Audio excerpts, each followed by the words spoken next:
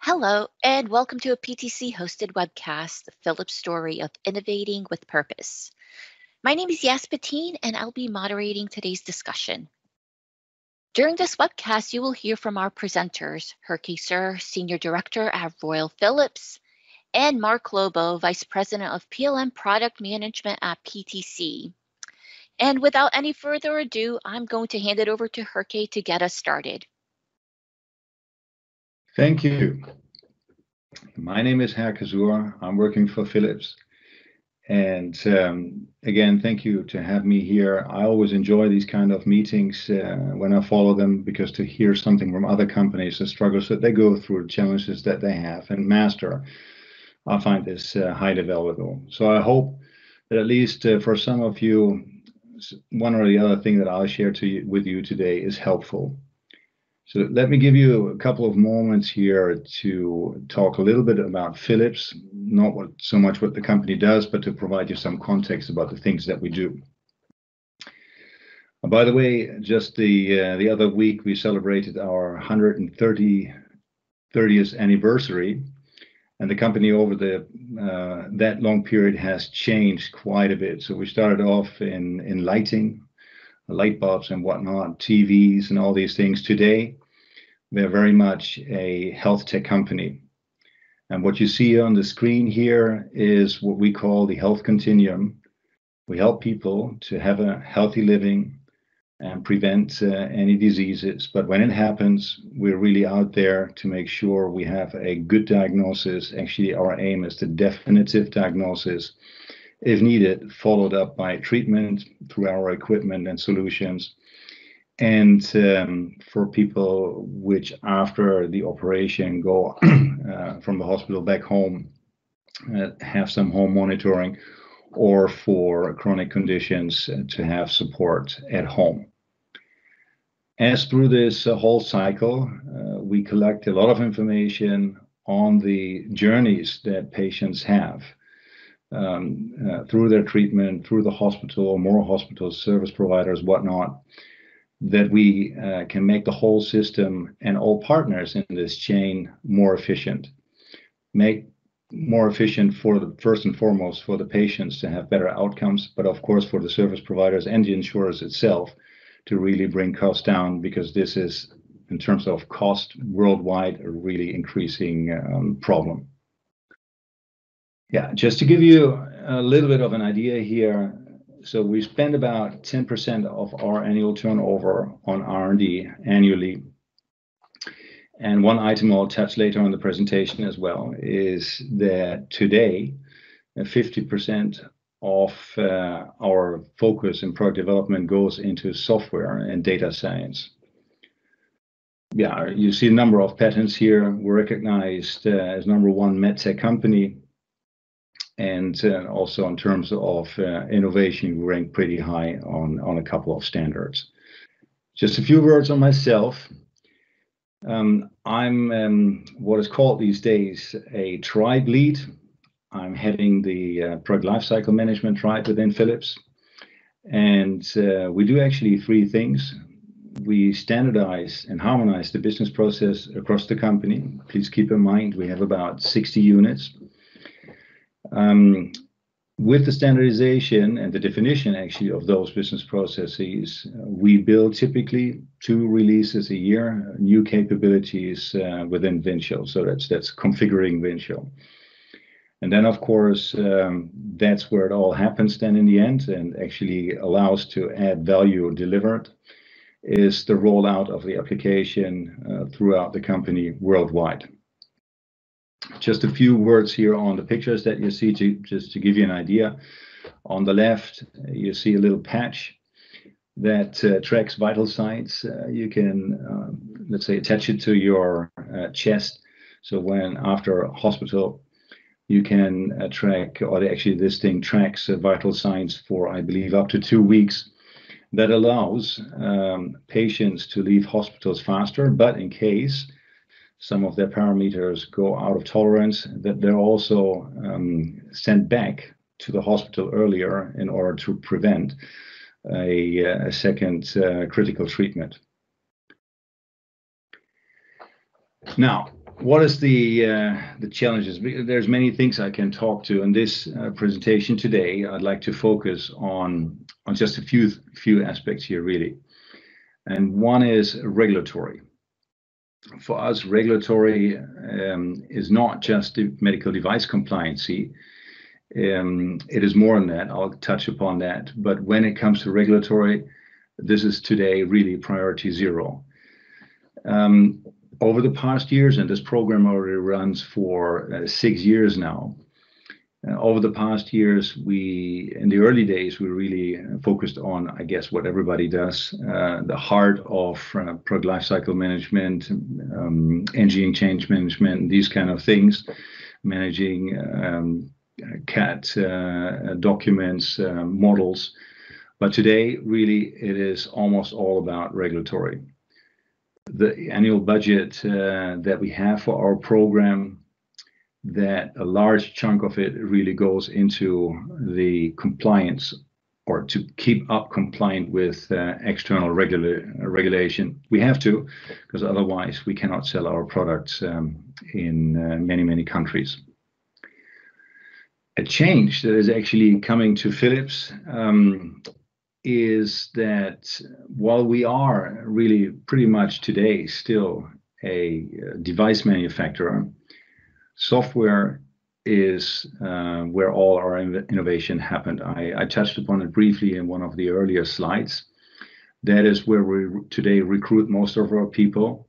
And that is also where we have, when we do acquisitions, and we do quite a number over the year, that is actually where we invest our money. And that's in both. It is in software products, so where the software itself is a product. And that can range, again, from a software which our customers buy and install on their own equipment, up to cloud-based solutions where our customers are just one tenant out of many. So if we have anything in between, and then of course, and that's today the biggest chunk, where software is a part or an addition to the physical product that we make. Obviously, you think of all the imaging equipment that we make. Yeah, this wouldn't work without software at all. As a matter of fact, lots and lots of money gets invested into artificial intelligence on the interpretation of the images that we're making. Today, however, it is actually the physical device still that is our bread and butter. So also when it comes to selling our products, really, this is a huge transformation the whole enterprise goes through, that we're letting go, let's say, offering just the equipment to a hospital or hospital chain, but going beyond that and concentrate on patient outcomes. So think of also the models that we get paid for, pay per use, but more increasingly where we want to go there is really make sure that diagnosis happens just once, treatments just happens once. And therefore, by the way, we also have, again, equipment to check once we carry out an operation at a patient to check if it was successful. So right at the operation. On the physical side, because it is so expensive and largely also driven through regulatory compliancy, the company at large is looking at its total product portfolio, and we're actually pruning it because we see that the market clearance into many international markets comes at a huge cost. And if the portfolio is just too wide, it's sometimes marginal, the profit that we can make, if at all. So this is one reason that we're pruning our product portfolio. More importantly, is actually, I think, in some parts of our company, they're already very successful in it at large. However, that is not our strongest story yet today, is to work with platforms. so that we from there can drive the faster delivery of variants, much more than we have today, and certainly at a company scale. Yeah, what is our solution? I was touching on regulatory already to some extent, certainly the medical device regulations. And by the way, EU MDR at the end of May this month will come into effect in Europe. But that's not it. It keeps evolving. Beginning of next year, Saudi Arabia, South Korea, China implement their regulations. And for us, it's more than that. Sustainability, also extremely high at our objectives in the company, is another regulation that we're super serious about. It goes to recycling, CO2 footprint, water consumption, energy consumption at large over the lifespan of our products. That's a big thing. So we really design green in. And other regulations not constrained to that list is, by the way, also export control, to make sure that not only our products, but also our IP does not get into the hands of banned countries. And that's quite something to do, certainly for a PLM system, because you need to understand your user base and need to make sure that they do not hold, so to say, the wrong passport. Another thing is, and by the way, on that, there's one thing I would like to mention. So we're managing this through data, not in the past anymore, where we tried to do this through documents, so information capture and documents, and we had lots and lots and lots of documents, submitting that to the regulatory bodies or other instances. Today, this is really data-driven. And on manufacturing, some of you who are listening in today, is maybe an old story. I can tell you for Phillips, it certainly was not. Also, when in terms of look in terms of applications, Phillips is a very much, when it comes to ERP and SAP company, although we have multiple SAP instances out there. For my colleagues in manufacturing, when it comes to products, product configuration, the manufacturing bill of material, there was only one system on earth where you would manage that, and that would be obviously in SAP and nowhere else. That was one of the biggest changes that we brought about in this program. I would call it almost transformational, that actually the ERP system is not the source anymore when it comes to the product configuration or even the parts. So today, any product, any part is born actually in the PLM system in Windchill. And there we distinguish between the engineering bill of material and the manufacturing bill of material. And to that end, by the way, that has been extremely helpful, and it's coming back at the bottom of the slide as well, that we allow a flexible global footprint when it comes to our manufacturing facilities. In the past, our production locations were pretty much centered around one business unit, and they would produce all products for that business unit in that factory. Today, however, we have what we call multi-modality factories, where the products of multiple units are made in a single factory.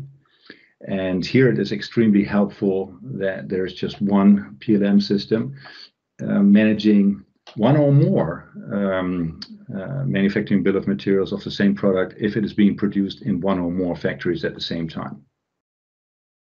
Next to manufacturing, also procurement is using Windchill quite a lot. Certainly when they negotiate with our supply base on components.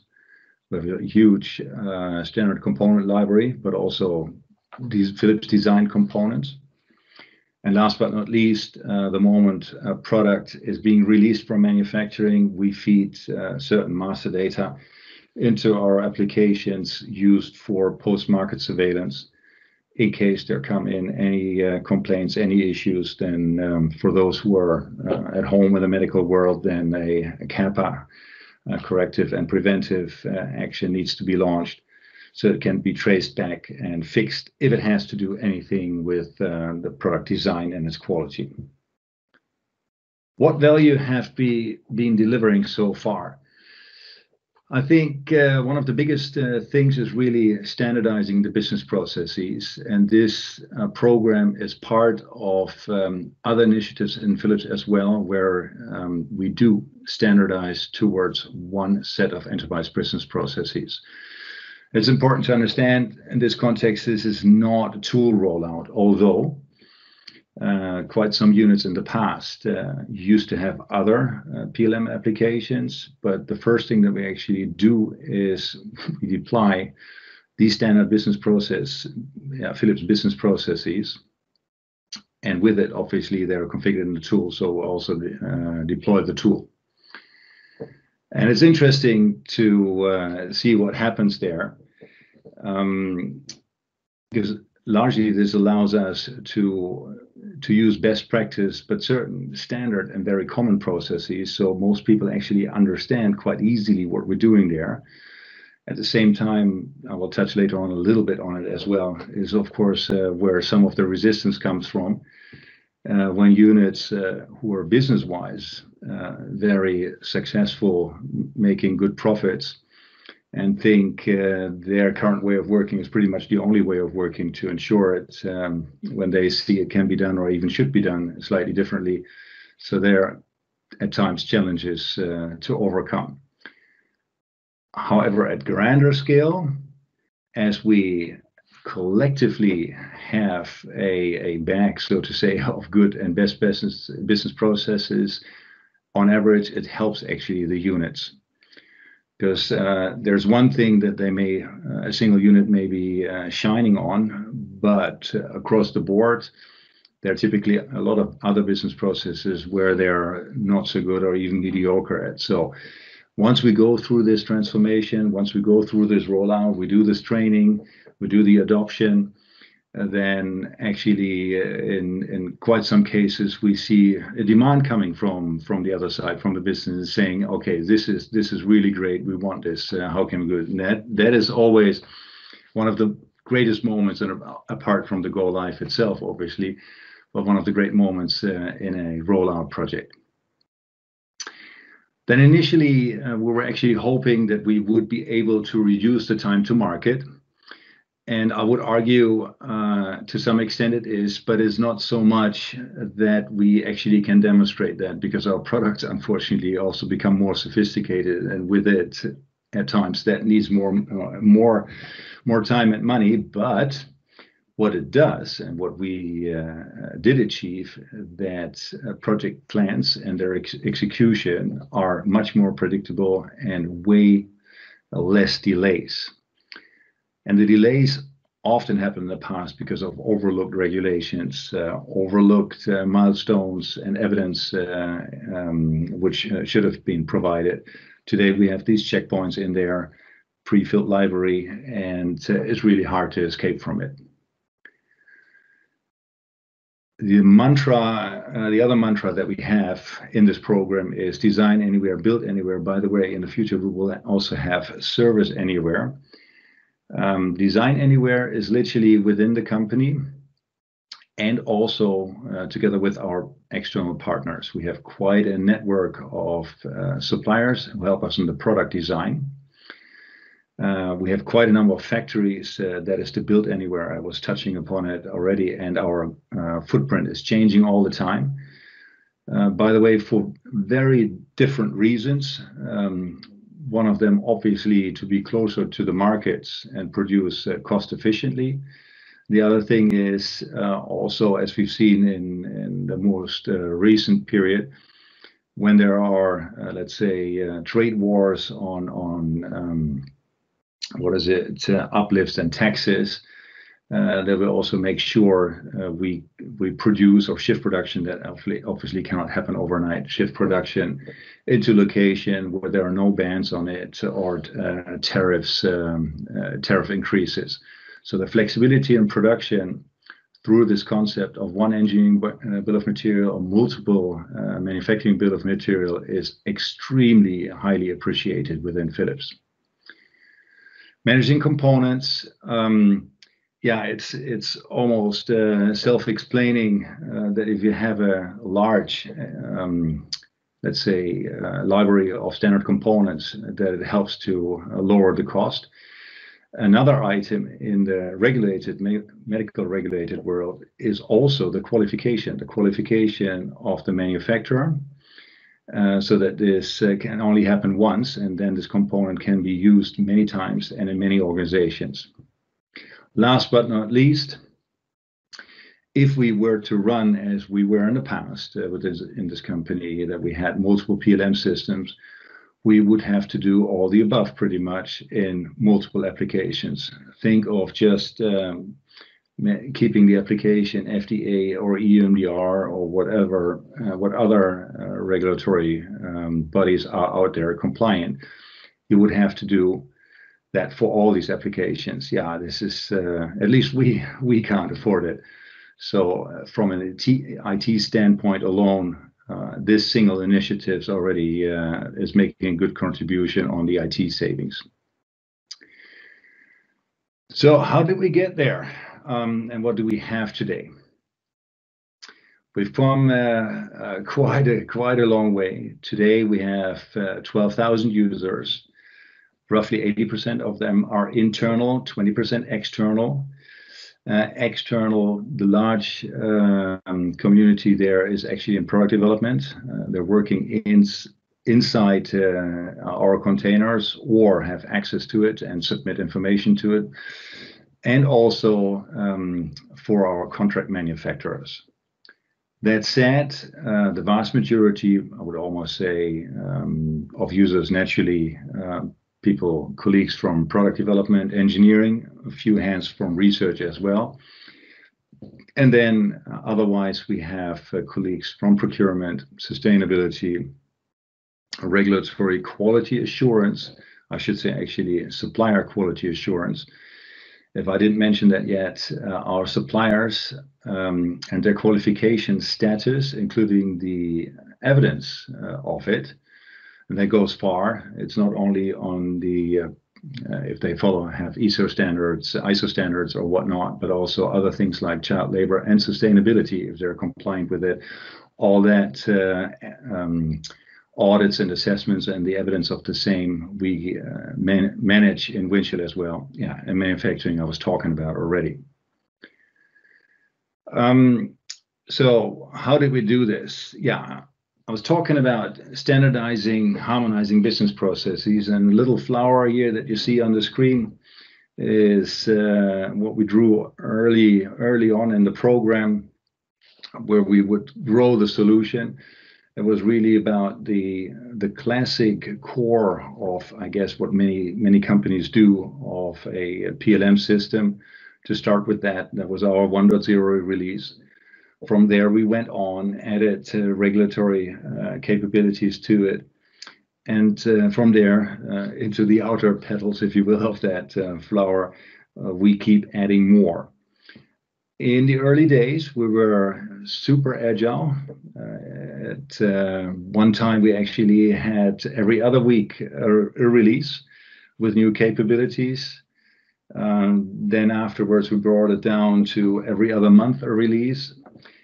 I have to say that was at a time where Phillips as a company had a much higher weight on consumer products, household products, for instance, vacuum cleaners and domestic appliances than it does today. Today, the company has changed a lot, much more, and yeah, more than 3/3 of the company is a medical device company. And that actually made our user base ask for less releases a year. It's very interesting. Some even argue that they would only be able to consume just one release a year.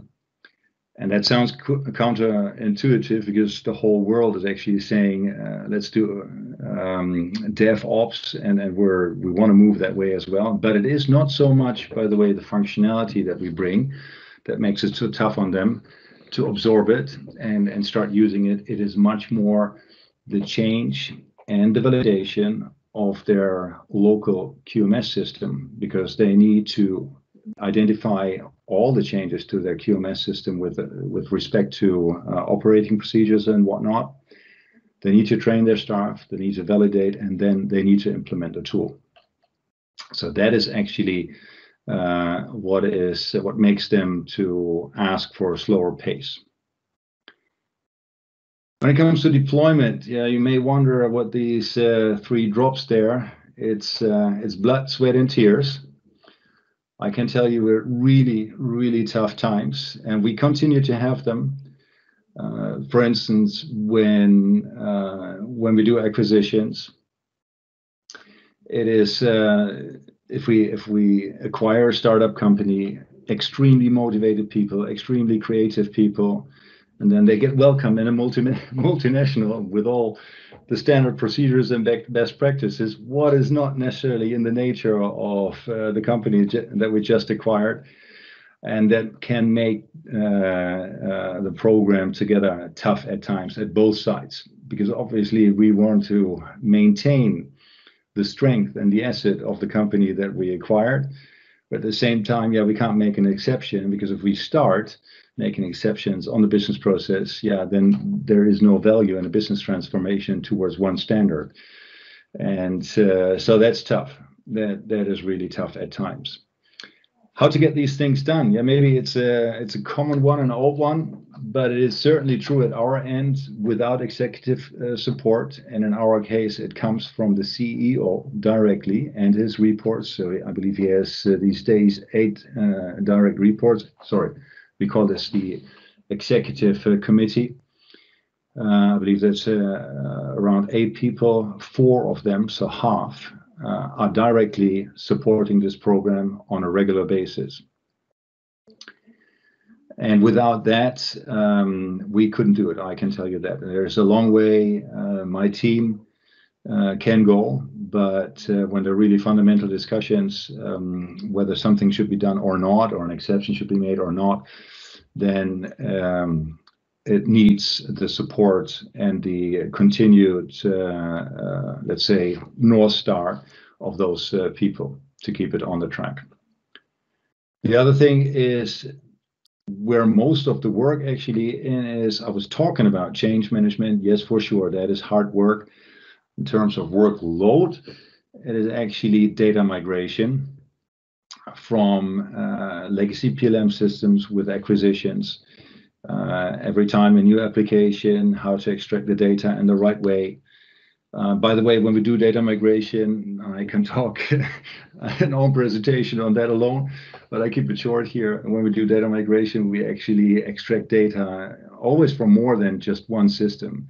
We always extract data from the legacy PLM system, but I was talking about the manufacturing bill of material. We would always go also in the other ERP, the other system, the ERP system, and extract the manufacturing bill of materials there and match them into Windchill. And then as it goes for documents and all sorts of other information, typically lots of other data storage areas like SharePoint and whatnot. So data migration itself is always for us a long lead time item, at times even a year, until we have everything done through multiple test fires, because we can't make any concessions on the quality here. It's got to be right. It's medical devices. We can't put patient safety at risk. All right. So this is something, some of these topics, actually, I would have hoped we as Phillips would have been picking up in the past already, or would be fully working on. So on requirements management, by the way, we have it running as a pilot last year. So this year we're growing it further to other businesses. We do the paperwork on model-based system engineering and training. So this is something for next year to get global traction. If there's one topic on this list which really puzzles me, that it did not, at least in Philips, did not take off yet, as manufacturing, Industry 4.0, really getting the information that a manufacturing execution system needs digital, so off the paper, of the document into values in the PLM system, feeding the MES system directly is something for me is very obvious. But there's a legacy of reasons why this is tough, down to the equipment in our factories, which all sorts of things. Now, a thing that's actually running is the integration with the commercial catalog, features and options. Also super interesting. Well, I can talk, looking at time, I think I can talk about that another time. As almost all of our devices are connected, we do have already today access and can monitor most of our devices out there. Maintaining them remotely is not always possible yet, but all the new products we make for sure are, when it comes to software maintenance, obviously physical stuff, components that wear down, yeah, they need to be replaced on site. There's no other thing for it. And another area I'm personally super interested about is helping our field service engineers. And PTC for sure has a great range of capabilities there. That's probably another area where I would get or expect some tractions coming up in the future. Yeah, so for me, it's why this program is already running for a couple of years. And we achieved what we set out to do for, so that's good news. But I think the world, there is really a path, if not a full highway forward to go on. So where to begin with and where to stop. And that would conclude my part. And with that, I'd like to hand it over to Mark. Okay, what a fascinating story. Goes back to, you said a 130-year heritage. I think back to my days growing up as a kid. Phillips was synonymous with the electric bulb, right? And see how far we have come. And I was listening in awe as you were talking to that. So let me quickly introduce myself to the audience here. My name is Mark Lobo. I lead the Windchill product management team here at PTC. And in this role, I'm responsible for product strategy, product direction. But I also have the pleasure of working with many companies like Phillips across the world, whether they are in the medical device vertical like Phillips, going away from the electric bulb.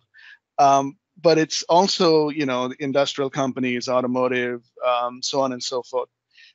And as I think about the market dynamics and what Herke was talking about, always remember that companies like Phillips is about serving patient and improving patient outcomes. And they really want to help people's lives with their devices. And this comes back to the design and manufacturing processes.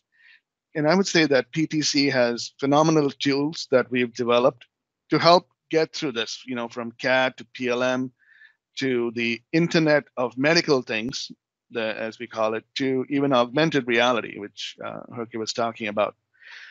So if we step back, there are some key themes across regulatory that was front and center in Herke and in the presentation. So there's a lot of focus on product quality as well as compliance. Risk management is also very critical. And data integrity has become more of a focus with FDA warning letters that are going out. And what we've seen is that companies are going to spend up to 40% of their investment in regulatory and tax implications. And specifically on the regulatory framework, we have this term internally, and I'm sure it's out there as well. It's called regulatory rodeo with EU MDR. You have the in vitro diagnostic regulations coming around. Herke, you talked about, China, Brazil, Saudi Arabia, each having their own. I can imagine how crazy it is in getting to that space. Risk averseness is another one I'd like to touch on just for a minute. While there's tremendous pressure in being first to market and reducing the cost, but managing risk is really front and center for companies. And Herke, you talked about this in the context of Phillips. It's more about that predictability and less delays in getting that out. So Many of the things that we heard today is what we're hearing from other companies as well in that space. And it's driven by the quality and regulatory aspects.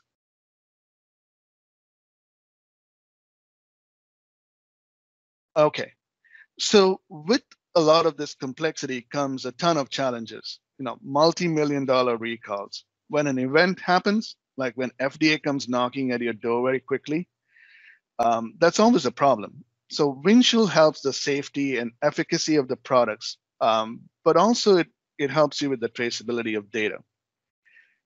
So what we've seen is throughout this pandemic that still continues to rage, there's a need for many companies to rethink their digital transformation strategy and that journey. And if you don't digitally transform, you're really not going to be competitive, and it's going to be a lot harder to be compliant. And the big challenge here is that separated functions are very document based in the product lifecycle. So the lifecycle consists of product design, regulatory submissions, release to manufacturing, release to the marketplace, and finally post-market surveillance.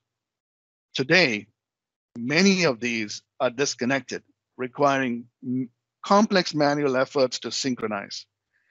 So all through the medical innovation cycle, we're seeing companies requiring to collect information on non-conformance and on complaints, and then remediate those anomalies. And in that document-centric lifecycle, along with the product lifecycle, guess what is being generated? A ton of paperwork. The problem is that paperwork never gets to the people that actually really need it, the engineering team that's designing the next release of the product. So even if they do have access to actionable quality intelligence, the quality information is typically completely uncorrelated with the actual product, the versions and parts that they are working on. And Herke, you touched on that. It's getting away from this document-centric to be data-centric. So here we are investing tremendous resources in quality processes, but treating it like it's bolted on. It's actually not. It should be designed right into our product. So if we think about the top challenges that we hear from our customers, number one is it takes an army of people and a ton of time to assemble all the documentation from multiple systems. And secondly, we're spending, again, a lot of time in meetings to coordinate cross-functional activities. So for us, the digital thread creates closed-loop lifecycle systems, consolidated by combining regulators, manufacturers, and connecting. This is where this Internet of Medical product-related data comes into effect. And these functional system models and requirements are now connected and accessible, enabling all downstream stakeholders to make informed decisions. So by directly accessing requirements and functions that are critical to the parts and the products and designs in manufacturing and also in service, stakeholders can be more efficient meeting these regulations. If we talk a little bit about quality by design, one critical element that Windchill provides is a 3D model-based digital thread. This provides visibility into models-based detailed design data to identify critical to quality characteristics for development and validation and manufacturing control plans. So this in turn supports closed loop feedback by collecting product failures and performance data that's coming from testing, manufacturing, and even from the connected device out in the field for doing root cause analysis and feedback to design. And lastly, let's touch on surveillance. So it's really about having a consolidated, authoritative source of truth. Okay, the product backbone is really important here, where you manage and control all the product information, whether it's the CAD, the bill of material, the configuration management, all the processes. Then you have the document backbone, where you manage and control all the quality system documentation and all through its change management as well. And finally, think of it as the quality backbone, where you're managing non-conformances, customer experiences, corrective and preventive actions, and then being able to audit and make sure that compliance is in place. So just taking a look at all of these different areas, we think that companies like Phillips and others can grow into really using the digital thread for medical device companies. So with that, that brings me to the end of some of the thoughts that we here at PTC wanted to share. Yas, let me hand that back over to you to see if there's any questions from the audience. Thank you. Thank you. Thanks, Mark, and thanks, Herke. So we do have a few minutes to take questions from the audience. So the first question we have here, we'll get it over to Herke. What is Phillips? How was Phillips affected by the worldwide COVID crisis, and how did they make an impact? Yeah, well, we still are, and as I work with a great team in India, by the way, these days, it's heartbreaking to see what happens with your colleagues and their family members. But let me ask the question in the context probably when COVID started. We obviously are a medical device maker. So patient monitoring systems, it was pretty clear early in the days that with higher hospital admissions, those would be used and in need. But most importantly, ventilators. For ventilators, it was a decision within days that it was clear that production had not only really doubled, quadrupled, but eightfold or as much as we could get out of it. And this is something I have never seen in my entire career, and most of the career, by the way, I'm working for Phillips, a company of, what is it now, 80,000 people come together as one team, united with a single mission, and that was to help and get this done. I've never seen it. My colleagues have never seen it. To me, that in my career and career so far, that was the worst and probably also the best moment which happened so far. Why is that? So, for instance, if you want to expand your production capacity, literally the best guys of our company put their heads together without others telling them to organize meetings. They put their heads together and said, okay, what factories do we have? Where could we possibly do that? Where is the quality management system already good enough to do it? And if we can't do it alone, can we do it with external manufacturers as well? And where would they be? So procurement got in.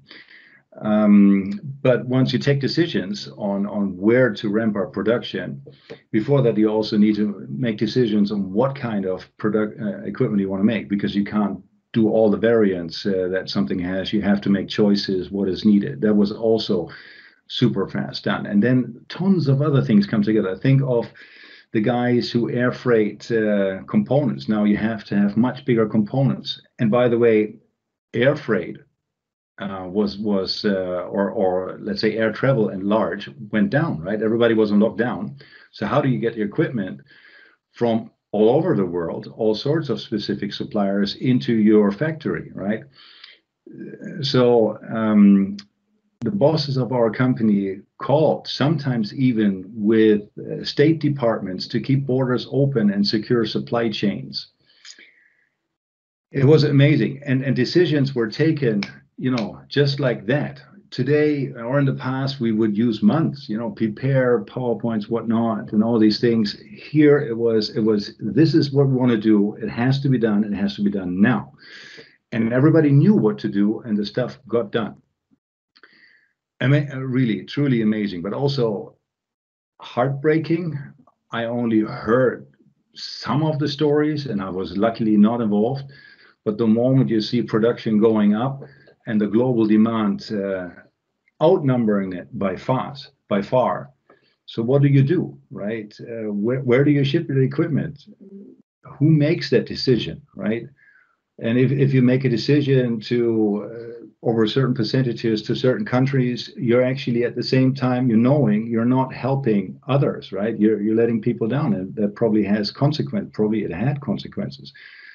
So extremely tough decisions to make as well. But again, the energy that went through the entire enterprise from everywhere, from literally research, product development, sales, logistics, manufacturing, anything, transportation, what have you, people dealing with customers, anybody anywhere just knew what to do and took the decisions, and we went at super fast speed. Amazing thing to see. Wow, incredible. Yeah. I still get goosebumps. It is, if I think about it, I've never seen anything like that before. It's crazy, fantastic. That is amazing. Kind of shifting gears, but next question, I'll hand it over to you as well, Herke, is what are some of the challenges you faced in organizational change management, or OCM? Yeah, I mentioned it already a little bit in during the presentation. So it is, I will almost say when we go to certain business units, there are probably a couple of groups you can, let's say, put them into. There, you find organizations who have a problem today and know it can and should be done better. And when we go there, they embrace us and they love it and they want it and they cannot have it fast enough. In this case, project schedules are super quick and challenges are overcome and things get done. We also have at the other end of the spectrum, some units in our company who believe they're extremely, actually, business-wise, they're extremely nimble and efficient. And they are convinced the way they work today is the only way things can work and efficiently. And then it is a tough, almost an uphill battle to not only convince people that it can and should be done differently, but it also works and does not impact business negatively. So these are the not so nice initiatives that we have. As I said, I think I mentioned it earlier, and not all, but in many cases throughout the project, we managed to pull the people along and also let them see what their colleagues in other units do and how they do it, and that also works great. So sometimes there are a little bit of golden nuggets or treats or sweets in there, which with sugar, let's say, with the medicine, so to say. And that works. That's good. And I think the toughest one, but we're probably not the only one here, is when it comes to acquisitions. You acquire a company, if it's a startup, it's a small unit, vibrant team. They know what they're on earth for. They know what they want to do, and then they come part of a bigger enterprise, and they're going, "What is this, right? So how does this work? Do we all have to do these things?" And they have millions of other questions, right? So how do you go about to keep that spirit, let's say, really humming, and at the same time educate them that there are standard processes and that things have to be done in one way? So these then, and I think I was referring to that as well, then you really need also at times, you need to know and sometimes even call in executive support to say, guys, yeah, welcome, but this is how we do it to get it through. This is a bit of an issue. I don't want to go too much in time here. There's a bit of an issue in terms of culture, I would guess. So our company, we're a Dutch company, we're very much consensus driven. And so that means also we have at times struggled with debating things for far too long instead of taking a decision and seeing through and then move on. Yeah, I think these are some of the challenges we regularly run into and have to overcome. Thank you. We are limited on time, so Mark, I'm going to hand the next one over to you. I did consolidate a few questions that have come through, so this is a loaded one. What is PTC's view on closed loop quality when it comes to around upstream with requirements and systems engineering and downstream with manufacturing and service? All right. Yeah, this is actually quite an important topic and a loaded question. So just to kind of keep it brief, it's worth a separate conversation, honestly. From a upstream requirements and systems engineering view, I think when you look at regulated industries like the medical device that we spend a lot of time on today, having visibility and traceability to customer requirements, regulations, so that you're building against this formal set of requirements, and not just doing that through documents like an Excel, which has a list of things, but through data, as Herke was talking about, so that I can look at from my PLM system what are the requirements and regulations I'm going to build against, and have visibility through that throughout the life cycle is a critical piece of where PLM comes into play for us in the upstream side of that digital thread. And then if I think about the latter half of that question into downstream, it's similar to what Herke was talking about, which is I have all of this great and rich product information, engineering focused. How can I take it into this, design anywhere, build anywhere, service anywhere, where I can have manufacturing bills of material for different plants that I'm agile in how I can build these across the globe. And then if you take that even further down, when you look at a service bill of material with all its service planning, how can you build service procedures as well? Again, leveraging a lot of that rich engineering data, whether it's 3D CAD models, whether it's the options and variants that you're putting in, all of those kind of play into that closed loop quality into downstream. And then to the icing on the cake is when the medical device is out in the field and it's sending back information from being connected to the internet. You want to be able to regulate that information and then feed that back into engineering as one of the recipients of that data. So again, a fascinating field, worthy of its own webcast, I would say. But for now, let me keep that as my response. All right, thank you, Mark. So this concludes our webcast for today. Once again, I would like to thank our presenters, Herke and Mark, for participating in today's webcast. I'd also like to thank our audience for spending this time with us. We hope you found this event valuable and will return for future PTC webcasts. Have a great rest of your day.